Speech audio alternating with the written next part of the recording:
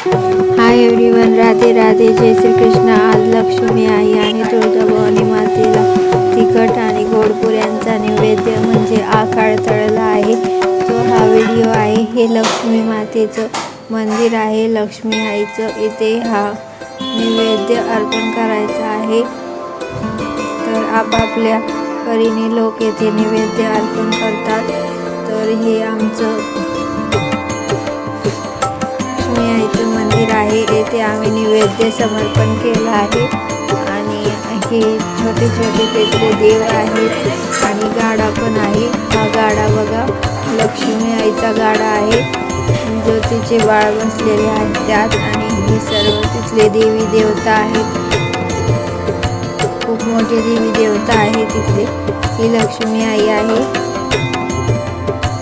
आणि हे नैवेद्याचं ताट।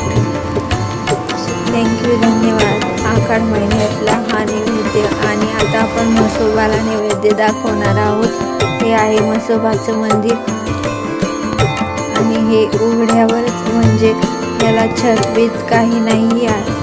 आणि हे नैवेद्य म्हसोबा देवाला नैवेद्य दाखवला आहे।